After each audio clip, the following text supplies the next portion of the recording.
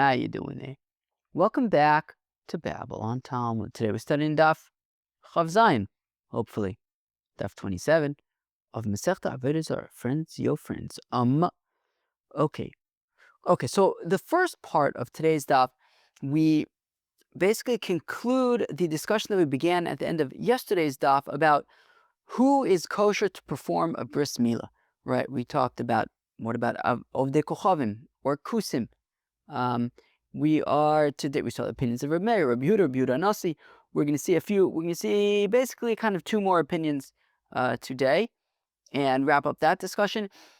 And that brings us to a new mishnah. This new mishnah talks about basically two topics, one of which is going to be the focus for the next day or two, 2 days, 3 days, which is being treated by a pagan doctor. Being treated by a pagan doctor. In what scenarios is that allowed, not allowed? We also talk about getting a haircut from a pagan haircutter. But the main discussion about that, I think, is going to be in probably like 2 days from now. But yeah, we kind of like launch into like pagan doctor discussions. So without further ado, here we go. Let me grab my book. Okie dokie. So here we are on Daf Chav Zayin Amid Aleph. How far in? We did already a chunk. We did about a third of the Daf already. So Daf Chav Zayin Amid Aleph, about a third of the way through the Daf, it says Itmar. It's the third word on the line, probably about 15, I'd say probably 20 or so lines into Daf Chav Zayin Amid Aleph. Here we go. Itmar. It was stated, Minai lamila be'ovid kechavim shehi psula. Oh, so fact the Gemara, how do we know that milah by an ovid kechavim is psula, is not allowed, is not kosher? Daru bar papa mishmin de Rav. Omar says Daru bar papa in the name of Rav. V'atas b'isi tishma, right? This was the pasuk that Rebbe had brought, Rabbi Yehuda Nasi had brought yesterday to teach that only Yidden can perform a bris milah, not Ovdei Kochavim, right? As it says, V'ata is brisi tishmor v'zarecha acharecha v'lo ovid kochavim, as Rashi had said. So Dari Bar Papa brings that pasuk, Rabbi Shmuel the Rab, right? V'ata is brisi tishmor, right? Davka Yidden.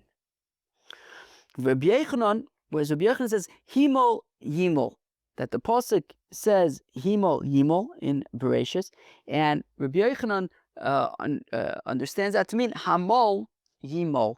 Only somebody who has milah themselves can perform milah on other people. My benai, what's the nafkamina? Well, aravi mohu v'gavnuni. Very interesting. What if you have a non-Jewish person who is circumcised, right? He's mol. So if you say Vata is Brisi Tishma, like Rav says, so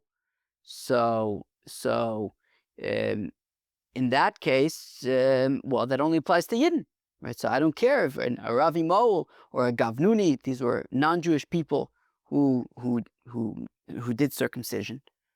So if you say Vata is Brisi Tishmor, you have to be a Yid. Well, you have to be a Yid. You can't be an Aravi Moel. You can't be a Gavnuni. So you can't perform bris milah on a Yid.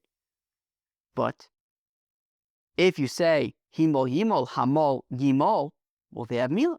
They did circumcision, so they can perform bris milah on a Yid. So arav yimol v'gavnuni mol ika benayu mande omar himol yimol ika. Right, according to Rabbi Yochanan, who says himol yimol, which we learn to mean hamol yimol, somebody who themselves has milah, can perform milah on others. Well, they have milah, so therefore they can perform bris milah on a Yid. Umanda Omer is brisi tishmor. However, according to Rab, who learns there from the pasuk of Vata is brisi tishmor, which means that Dafka has to be a Yid, right? That Dafka, a Yid, has to perform bris milah. So an aravi mohul or a gavnuni would be possible. But now the Gemara asks a very interesting kasha. Is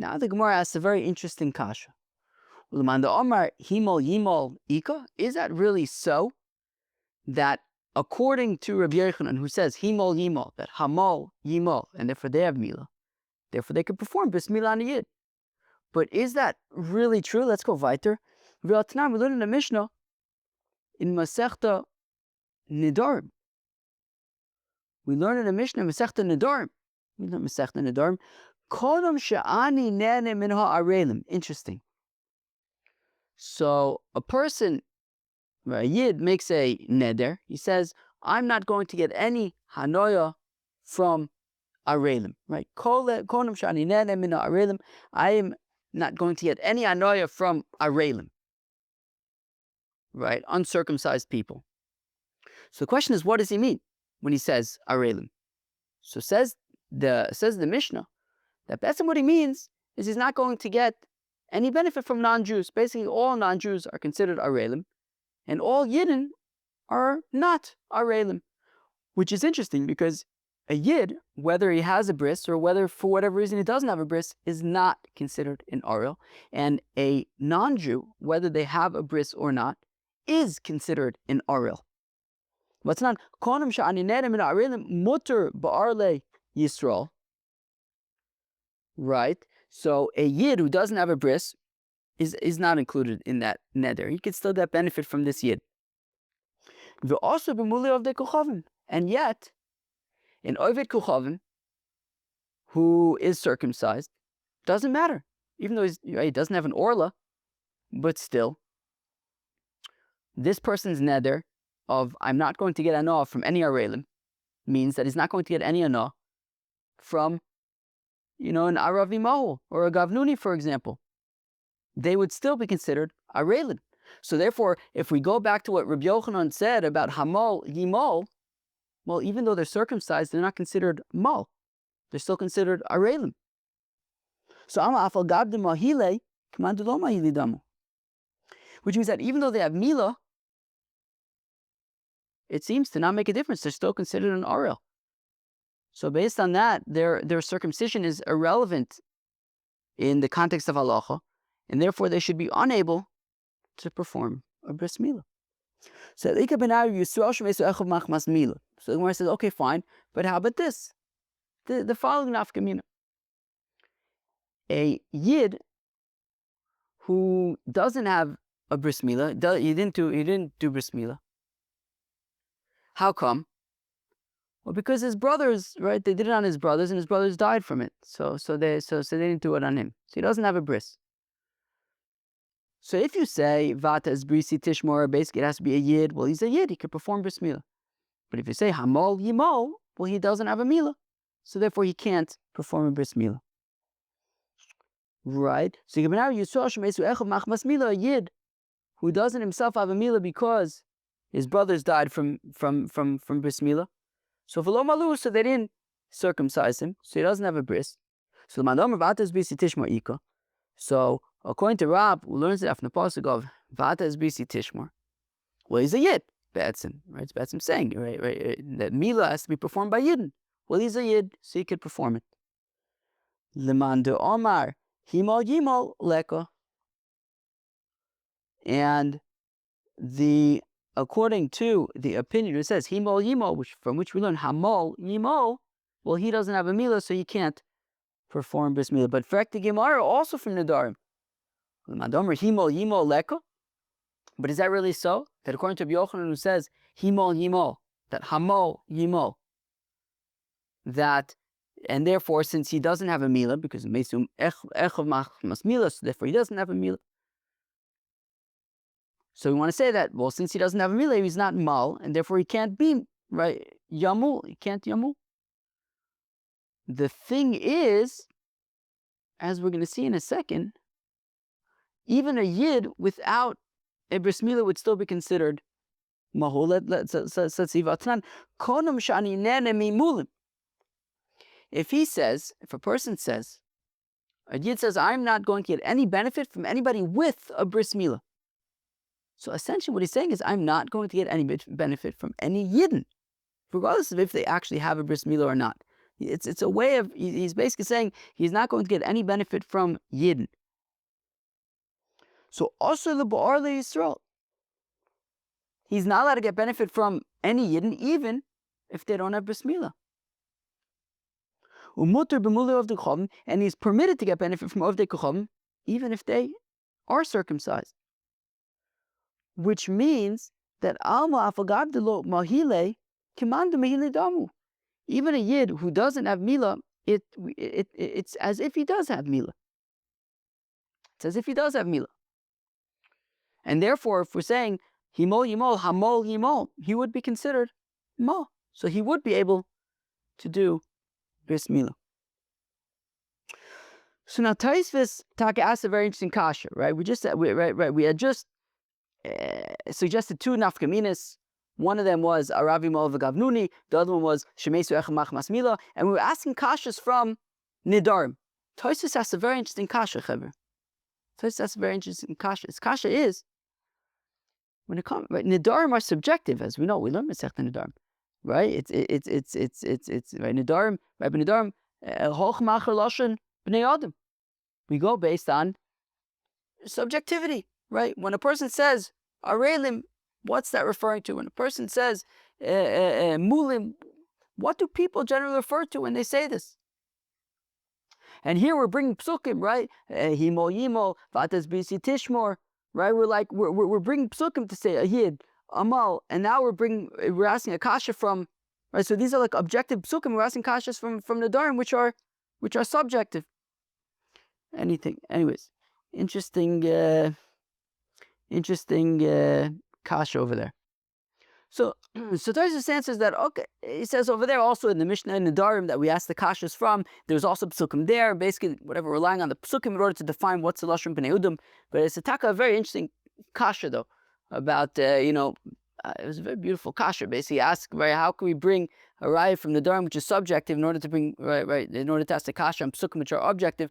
But it sounds like we're basically relying, though, on psukim in order to define, what they meant by lashon b'nei Adam. But very, what is the lashon b'nei Adam in that context? But okay. So Elo says the Gemara leike benayu isha. So rather, the answer is, the difference is in isha, a woman. Manda Omar, ve'ata es bisi tishmor leko. According to the opinion who says ve'ata es bisi tishmor, so women would be psulos from performing bris milah. The isha lav bas milahi, because she is not shy, she doesn't get bris milah herself. So therefore, ve'ata es bisi tishmor would not apply to women. Manda Omar, himol yimol. Interesting, but according to the opinion, Rabbi Yochanan says himol yimol, ika, she would be able to perform bris milah. The isha keman de mahilo damir, because she's as if she already has bris milah. She doesn't need bris milah, and therefore she's himol. She would, the hamal yimol could apply to her. It's as if she already has bris milah, and therefore she would be permitted to perform bris milah. Mi ika lemanda omer isha lo. But one second. Is there really any such opinion that a woman is psula from performing bris milah? After all, we see in the Torah, which woman in the Torah performed bris milah? That Tzipora herself performed bris milah. So kribei vatakach, you could say vatakach, that she basically appointed an emissary to do it for her. Vatichros, kribe vatachras. Again, that she had a shaliach do the milah for her. She instructed somebody else to do it for her. Alternatively, alternatively, according to the opinion who says that a woman cannot perform bris milah, well, she started the bris milah, but Moshe Rabbeinu ultimately finished the performance of it. So very interesting discussion over there. Wrapping up the discussion of who is permitted to perform a bris milah. We saw there a machlokes between Rav and Rabbi Yochanan, whether you learn it out from Va'ata es bisi tishmor or from himol yimol, with the nafkamina being being regarding whether a woman can perform bris milah or not. Tosfos Taka says that women shouldn't perform bris milah, but he quotes the Bahag who says the woman are ksherus to do bris milah. So very interesting discussion over there. And now we get to the next mishnah. Mistrapin man ripui momin avalo ripui nefashos. We can be healed from pagan doctors when it comes to monetary healing. The Gemara is gonna try to figure out what monetary healing is. Avalo ripui nefashos, but not spiritual healing. What's monetary healing? What's spiritual healing? The ain mistapin man b'chol makom divrei Meir. Meir says that you can't get a haircut from an Ovid Kechavim. Full stop. The Chachamim say b'rishus harabim muter avlo ben levenu. Whereas the Chachamim say in a public place you can get a haircut from them, because what's the concern? The concern is they're going to take a razor and they're going to kill the yid. Shvichus dam. The Chacham say, look, if it's in a public place, so then it is okay, but not alone. You shouldn't have an Ovid Kechavim working with scissors around your face alone. But in the public domain, the Chacham say it's okay, but Reb Meir says, no, it's not okay, full stop. So now, frag the Gemara, my ripui mammon, my ripui nefashos. The Mishnah had said, ripui mammon is okay to be done by a pagan doctor. Ripui nefashos is not. What's ripui mammon? What's ripui nefashos? Ilema ripui mammon bisach ripui nefashos bechinam. If it means that ripui mammon means that you're paying the guy, and then that would be okay. You're paying him; he's not going to kill you. But if it's ripui nefashos, it's bechinam. If you're not paying him, if it's free, well then don't do that. He might kill you. But less name strapin me b'sachar avalo bechinam. Then why use these sort of esoteric or enigmatic words, mammon and nefashos, when really what you mean is b'sachar and bechinam?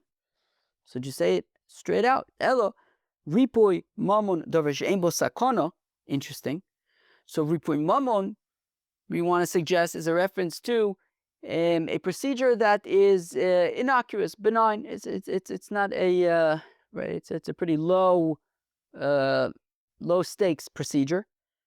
You don't do that. And as Rashi points out, why is it called ripui mammon? Says Rashi sheyochol ha'ovid kechavim likalkalo shetichav lo yosef v'yotzi mammon l'rapos. Right, that if it's sort of a low stakes procedure, well then the pagan doctor might put you in pain more, so that you'll have to pay for the more expensive procedure.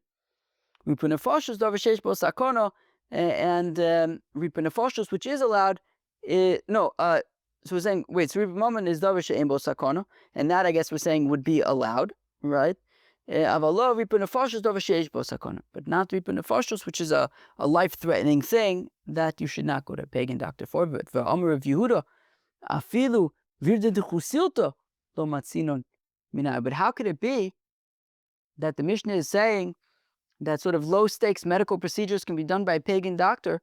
But that can't be, because Rav Yehuda had said that even bloodletting, even the lancet of the bloodletter, don't let a pagan doctor go near you with that.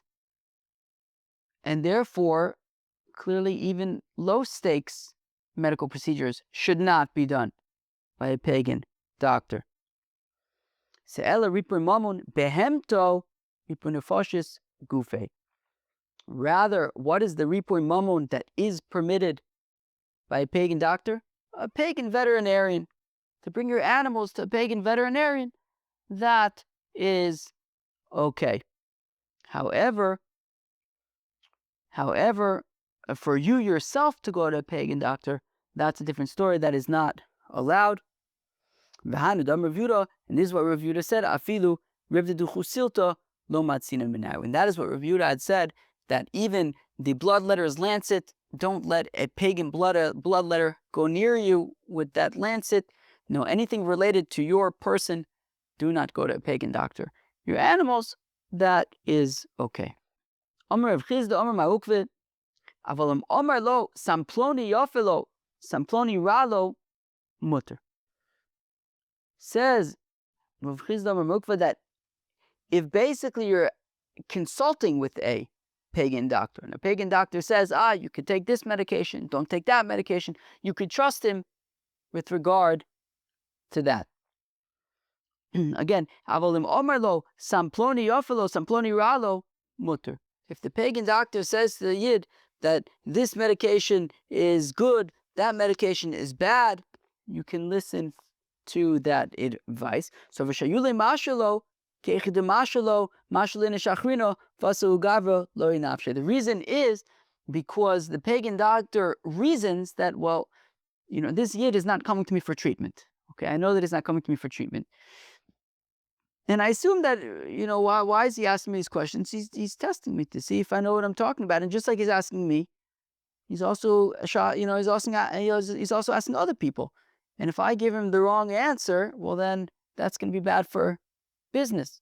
So therefore, you can trust that he's going to give you the correct advice. Again, so Rashayule Mashalo, because the pagan doctor assumes that, well, this yid isn't coming to me for treatment, he's only asking me questions, and and just like he's asking him, just as like he's asking the pagan doctor, Mashal and Shachrina is also asking other doctors.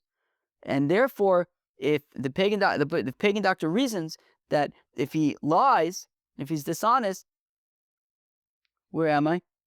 That if he's dishonest, it's only going to end up being disfavorable for himself. Omar Rovit, Omar Rib Yechon Vamila, Omar of Chizde, Omar Rib Yechon. Sofek Chai, Sofek Meis, Ein Misrapin Man. Interesting. Okay. So if you have a yid who's sick, and it can go either way. Maybe he's going to survive this malady. I don't know. Hopefully malady means disease. Hopefully he's going to survive this malady, but he might not. Mamish, we're not sure. So in such a case, ein misrapin me'en, so we may not go to a pagan doctor, because the assumption is the pagan, at least according to Rashi, the assumption is the pagan doctor is certainly going to kill the Jewish patient. That's the assumption. And therefore, if this Jewish patient is in such a scenario where he might live, he might die, but by going to the pagan doctor, he's certainly going to die, well then, avoid the pagan doctor, because hopefully he will live. But however, vadai meis, misapin meim. But if the yid is in a situation where he's going to die, if left untreated, he's going to die. If left untreated, he's going to die. And there's no Jewish doctor to treat him. There's only a pagan doctor. Well, in that case, you may as well. I mean, he's gonna, without any treatment, he's going to definitely die. The pagan doctor, we assume, is going to kill him too. But who knows? Maybe there'll be some fluke or something, and he'll survive. A fluke. The chances of a fluke survival, I guess, is more promising than no survival at all. But frankly, Gemara mace. But now the Gemara asks a kasher. But wait, if the assumption is that the pagan doctor is for sure going to kill him, that's the assumption. So this guy, in the meantime, yeah, he's definitely going to die, but maybe he's not going to die right now. Maybe he'll die, by the end of the week, he'll die. He'll be dead by the end of the week. He's not dead right now. And if you call him the pagan doctor, the assumption is the pagan doctor is going to kill him now. So, I mean, at least, what about the extra few days that he can live? Isn't that worth something? I know he's definitely going to die, but he doesn't have to die right now. No, for the sort of temporary life, that's not the concern right now. Meaning, again, we're in a scenario where he's going to be dead by the end of the week, let's say. Right now, without any treatment, he's going to be dead by the end of the week. Now, we're going to call him the pagan doctor. Now, the pagan doctor might kill him right now, or the assumption is he will kill him right now even. But there is some chance that there'll be some fluke, and he'll actually survive. He'll actually go on to live, many more years. Well, when sort of faced with the options of certain death in the short term, or most likely a death in the even shorter term, but possibly, indefinite life, like a long life. So go for the possibility of the long life.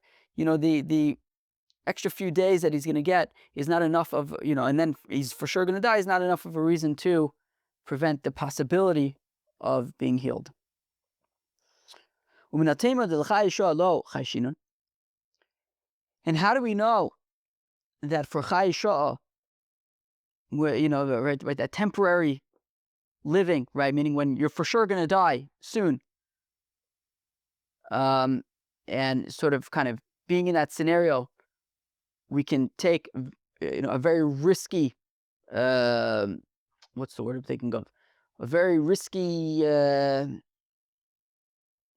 it's like a word with a P, I think. A very risk proposition, right? Then in a situation of this Chai Shah, yeah, you'll live a few more days, but then you're for sure going to die. And there's a risky proposition that might lead to, life, that you can go for the risky proposition, even though it's more likely going to lead to a quicker death than you would already have. But there's also a possibility of life. Don't worry about the fact that, don't worry about the extra few days that you might gain by avoiding the risky proposition. D'chsiv, as the pasuk says, by the 4 Mitzrayim that were outside of the Jewish camp when they were being besieged by Aram, and they said, right? So they were forced out of the city because they were lepers. And they said, well, if we're going to starve to death here, and there was a famine in the city because Aram was besieging the city, they said, look, if we go into our city, we're going to die there because there's no food, there's a famine there.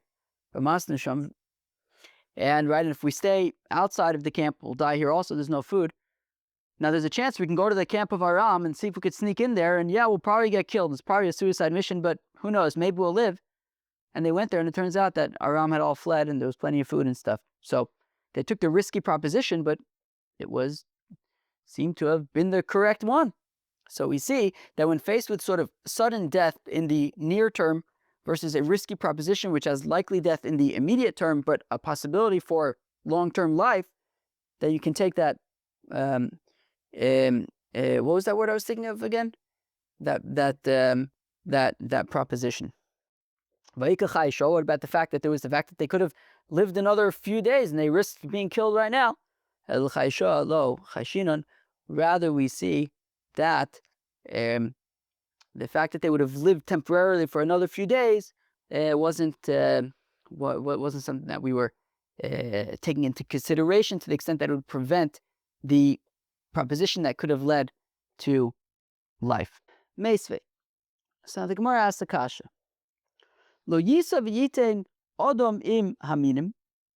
A person shouldn't sort of interact too much, or really at all, I guess, with minim, with people, whether it's early Christians or whether it's, people involved in Avodah Zarah. You shouldn't interact with these people. Ben misrab, right? Because the assumption is they're going to try to get you to come and do what they're doing. Ben misrab afilu l'chayisha. And we can't be healed from them, even if it's chayisha, even if it's a situation where you're for sure going to die if you go untreated, and there's no Jewish doctor around. The only doctor around is a doctor who's a min. No dice. You can't be treated by this doctor. Ma'aseh ben Dama ben Achoso shel Rabbi Yishmael. There was a story with Rabbi Yishmael's nephew. His name was Ben Dama. Taka Tosfos quotes the Yerushalmi. His name was Rabbi Elazar ben Dama. And Ma'aseh ben Dama ben Achoso shel Rabbi Yishmael's nephew Ben Dama, sheikishoy nachash, that he was bitten by a poisonous snake. He was mamish. Did not, as we're going to see in a second, he had very little time to live. If he went untreated, he was for sure going to die. Uva Yaakovish Kfar Schanya, and Yaakovish Kfar Schanya, this is the same Yaakovish Kfar Schanya that we saw the other day with Rabbi Eliezer and Rabbi Akiva. And he says the apostle, so Yaakovish Kfar Schanya comes to heal Ben Dama, who was mamish about to die from a snake bite. V'lo yinicha Rabbi Yishmael. And Rabbi Yishmael did not allow Yaakovish Kfar Schanya to heal his nephew, because he was a mean, a doctor was a min.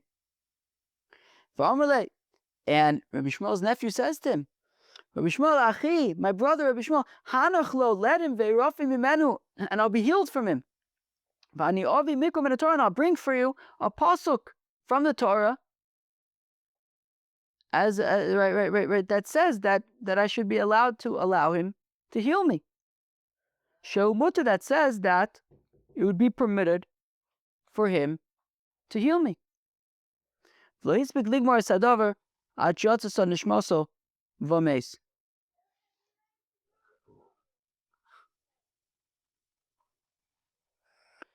And fine.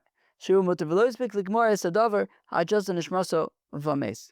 And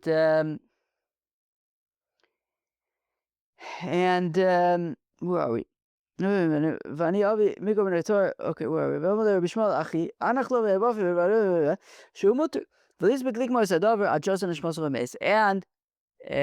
Shmuel's nephew didn't even finish finishing his kind of statement before he died. It was mamash, was the last second, right? So what happened?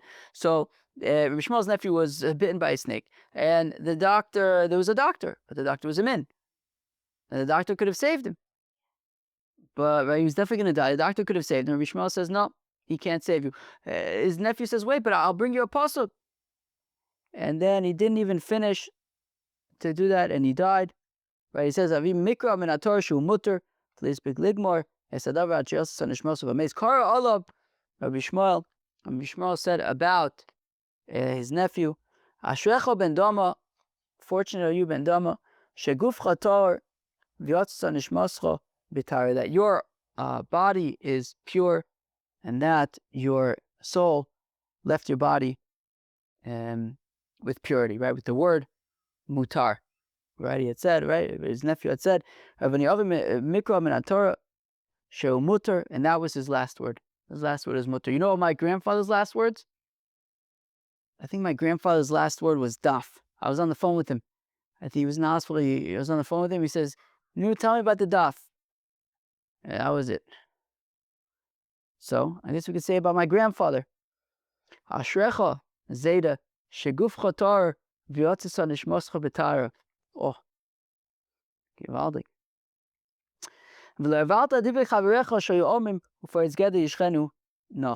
Right, and continues Rabbi Shmuel about his nephew that you did not violate the pasuk from Koheles, which says, that somebody who breaches a fence will be bitten by a snake, i.e., that somebody who violates the words of the Chachamim will be bitten by a snake. We'll get to the irony of the bitten by a snake in a second.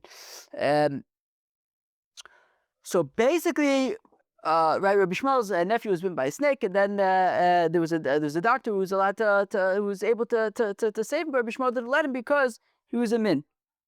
So on the one hand, we had just said a few minutes ago that if it's a situation of chayishah, so then you can be healed by a pagan doctor, because maybe by some fluke he will succeed in healing you. But here we're saying the story of Rabbi Shmuel and his nephew, and there was but the doctor was a min and he didn't let him.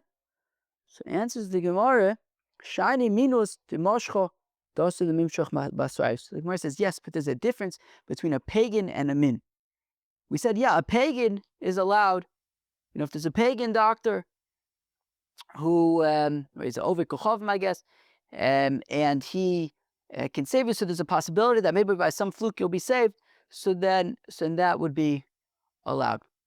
But a min is a different thing, right? In this case, we'll get to this in a second, but in this case, Yaakov Ish Kfar Schanya was an early Christian, and he was going to try to bring them into, like, you know, to missionarize them, whatever, and therefore that's a different story. You have to stay away from that. And Tosfos Taka actually says that this is specifically, though, if this min is somebody who's specifically invoking the name of his minus in it. And the Taka, in the version of the story with Rabbi Shmuel and his nephew in the Yerushalmi, Tosfos quotes the Yerushalmi, and there in the Yerushalmi, Davka Yaakov Ish Kfar Schanya says that I'm going to heal you in the name of my Rebbe Yoshke. So mamish, you know, so here's Rabbi Shmuel. He sees that Yaakov Ish Kfar Schanya is coming to heal his nephew, and he's saying he's invoking Davka Yoshke. So in that situation, we don't want a situation where he's coming and healing you in the name of Yoshka, and then he's trying to pull you in and say, look, see what kind of miracles Yoshka can do. If he's Dafka mentioning the name of his Avodah Zarah, so then in that case, it is not allowed. But it sounds like short of that, as long as it doesn't invoke, maybe he's a min, whatever his beliefs are, there is beliefs, but as long as he's not invoking the name of his minus, so that could be okay, says Tosfos. Amar Amar, so it said earlier, oh, so